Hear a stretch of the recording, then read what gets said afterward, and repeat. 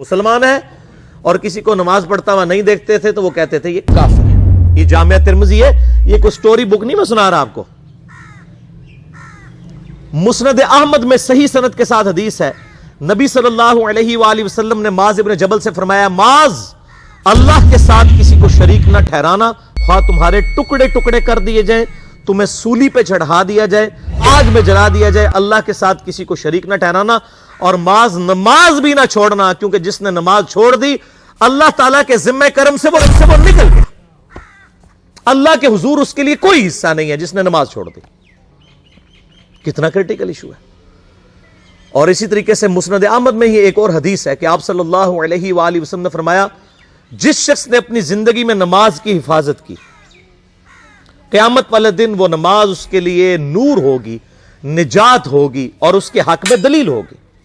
اور جس نے نمازوں کی حفاظت نہیں کی اس کے لیے قیامت والے دن کوئی نجات, کوئی نور اور کوئی دلیل نہیں ہوگی. الٹا اس کا حشر قارون, فرعون اور ابی ابن خلف کے ساتھ ہوگا, والعیاذ باللہ تعالی. یہاں تو ہم کہہ دیتے ہیں یا اللہ جو کچھ بھی ہے تیرے محبوب کی امت سے ہیں, یعنی اے اللہ ہم نے تو اپنی اصلاح کوئی نہیں کرنی, ہمیں اسی طریقے کر لیں, والعیاذ باللہ تعالی. اور کچھ ویسے علماء کا بھی اس میں بڑا برا کردار ہے کہ انہوں نے نماز کو بھی اتنا مشکل فرض بنا کے پیش کیا ہے کہ ایک عام آدمی کے لیے اور جو دنیاوی معاملات کے اندر بھی انوالو ہے اور کسی ایسی عورت کے لیے جس کے کئی بچے ہیں, مطلب اس روٹین کے اندر اس نماز کو مینج کرنا مشکل ہو جاتا ہے. ہمیں تو عشاء کی صرف 17 رکعتیں بتا دی گئی ہیں, حالانکہ 24 گھنٹے کے اندر ٹوٹل نماز کی رکعتیں 17 ہیں جن کی اکاؤنٹیبلٹی ہے. اور میں یہ بڑے وثوق کے ساتھ ایک ذمہ دار مبلغ کی حیثیت سے یہ بات کر رہا ہوں. آپ صحیح بخاری اور صحیح مسلم کھول کے دیکھ لیں, فرض نمازوں کی تعداد جو ہے وہ 5 آئی ہے اور ان کی رکعتوں کی تعداد بھی بیان ہو گئی ہے. فجر کے 2 فرض, ظہر کے 4 فرض, عصر کے 4, مغرب کے 3 اور عشاء کے 4. اور سفر میں سارے 2 فرض ہیں, مغرب کے 3 ہیں. یہ ٹوٹل 17 رکھتے ہیں جن کی اکاؤنٹیبلٹی ہے. باقی جنہ گڑ پاؤ گے انہ میٹھا, وہ ساری نفلی عبادت ہے. وہ بخاری اور مسلم دونوں میں حدیث ہے, جس نے فرض کے علاوہ 12 رکعتوں میں استقامت کی, اور وہ 12 رکعتیں آپ صلی اللہ علیہ وآلہ وسلم نے پڑھ کے بھی بتائیں. اور امہات المومنین میں سے سیدہ عائشہ نے, سیدہ ام سلمہ نے, سیدہ ام حبیبہ رضی اللہ عنہن نے روایت بھی کی کہ 2 فجر سے پہلے, 4 ظہر سے پہلے, 2 ظہر کے بعد, 2 مغرب کے بعد, 2 عشاء کے بعد. یہ 12 سنت موقدہ, جس نے یہ پڑھی اسے جنت میں محل ملے گا. اگر کوئی نہیں پڑھتا تو گنہگاری والا معاملہ کوئی نہیں ہے.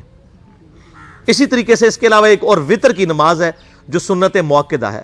وہ سیدنا مولا علی رضی اللہ تعالیٰ عنہ علیہ السلام کا قول ہے کہ وطر سنت ہے, سنت ہے, سنت ہے, مگر اسے مت چھوڑو. ہے سنت ہے لیکن تاکیدی ہے. آپ صلی اللہ علیہ وآلہ وسلم نے سفر میں بھی وطر اور فجر کی 2 سنتیں پڑھی ہیں, لیکن یہ صرف افضلیت کے اعتبار سے تاکیدی ہیں, ان کی کاؤنٹیبلٹی کوئی نہیں ہے.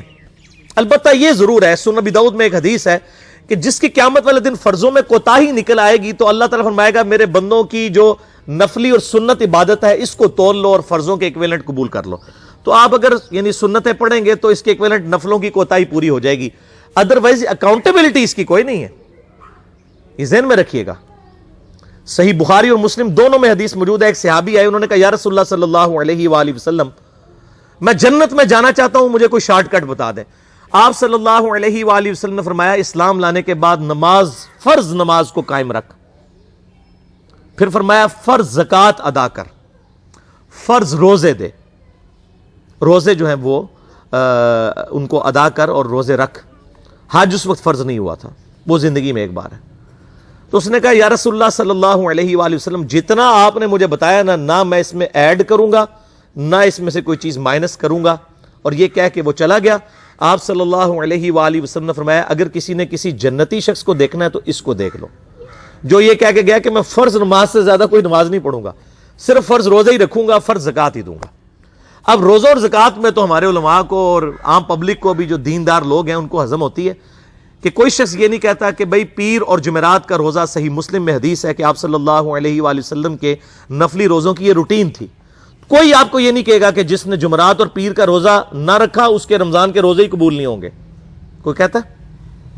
کیونکہ ان کو پتہ وہ نفلی ہے. اسی طریقے سے زکوٰۃ تو صرف 2.5% ہے نا, باقی تو نفلی صدقات ہیں جتنے مرضی دیں. کوئی شخص نہیں کہتا کہ نفلی صدقہ نہ دیا تو آپ کی زکات بھی قبول نہیں ہوگی. الٹا یہ کہتے ہیں او بس جی زکات دے لو تو باقی سارا مال پاک ہے. لیکن جب فرض نماز کی باری آتی ہے تو اس وقت وہ 12 رکھتے ہیں بھی سنت موقتہ بیچ میں گھسیٹ دیتے ہیں.